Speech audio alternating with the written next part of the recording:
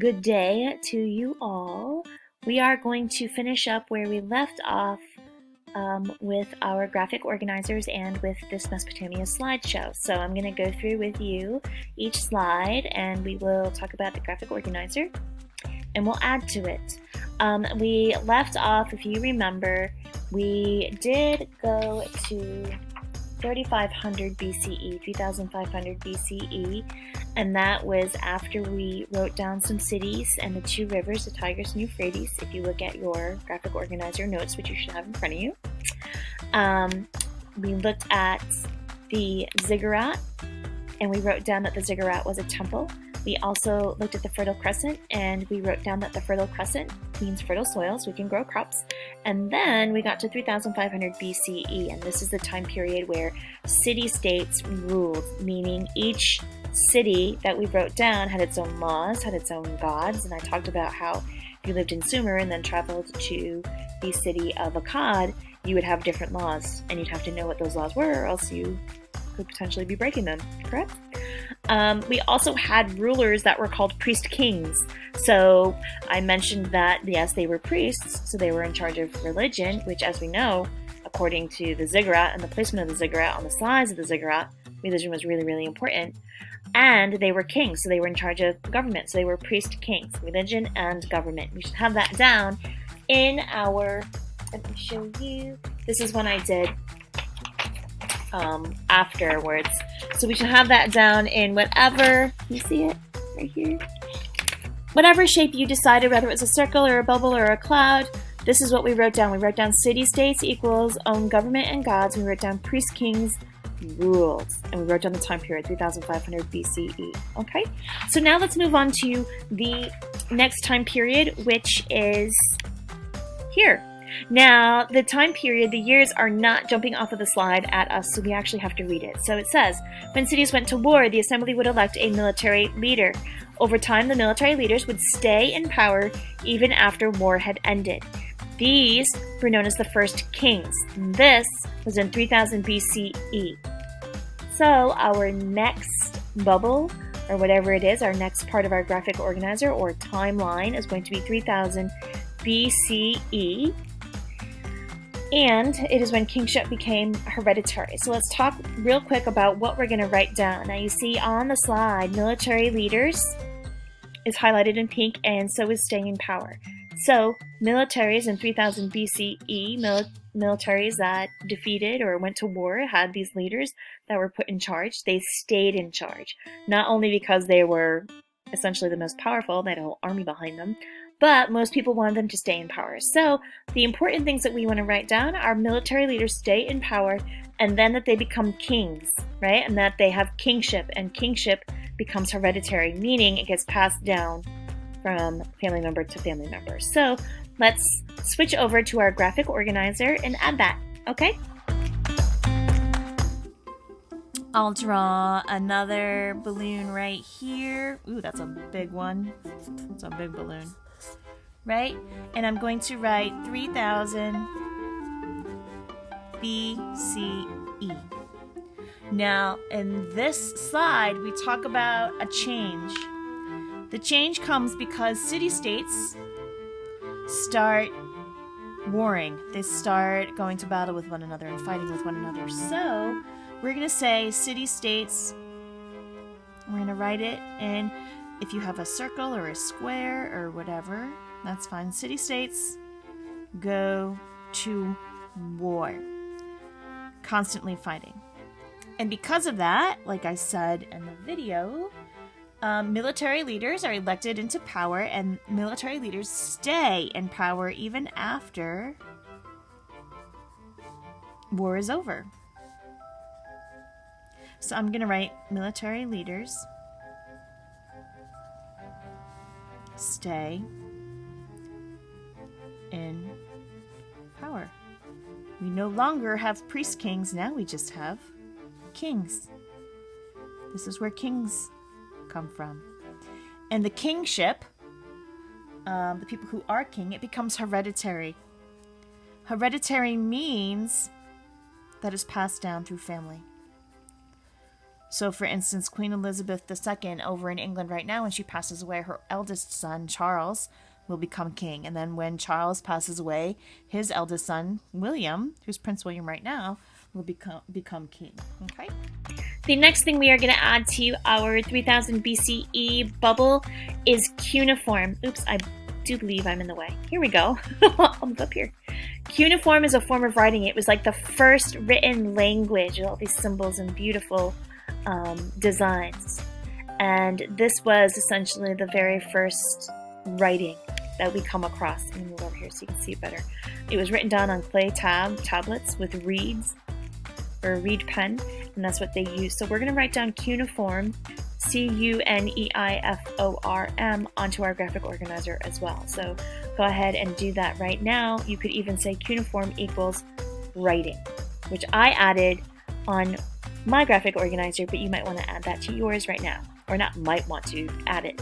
Okay? Also during this time period, which is super, super important, so I'm going to star it just like that, is what we call cuneiform. C-U-N-E-I-F-O-R-M. Cuneiform is writing. It's a written language. So I'm gonna, it's a good thing I drew a big balloon, right? Cuneiform means language. It's their written language. So that is 3000 BCE that we are going to fill in. So we're going to talk about Sargon I. And again, I'm going to move way over here.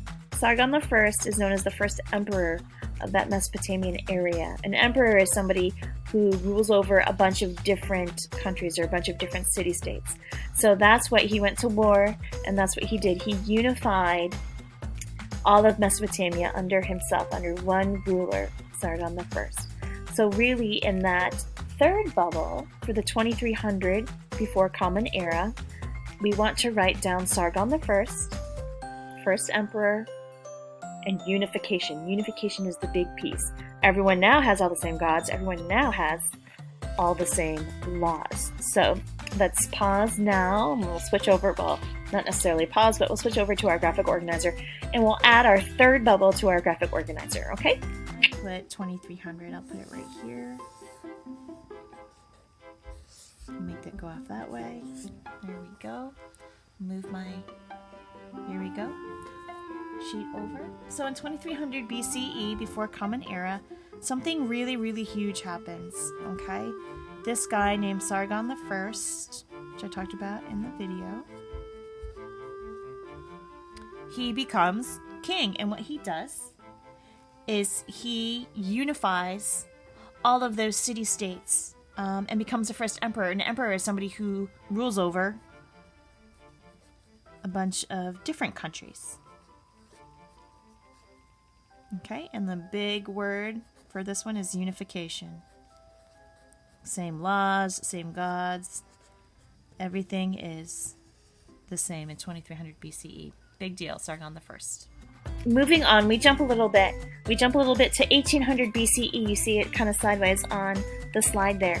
That is for Hammurabi's code. Hammurabi was a leader, was a king, and he came up with this very extravagant law code.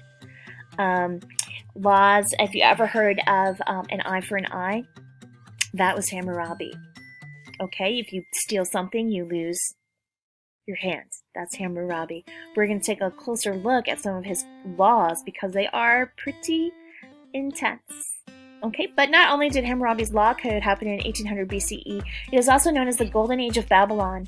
The Golden Age of Babylon means that it was like this, like the area, or Babylon was at its height of art and culture and trade. We were making a lot of money, and we had this law code that everybody was following. So it's known as a golden age, like this beautiful, wonderful age where lots of great things are happening. And you're going to see golden age throughout history. Golden ages happen all the time.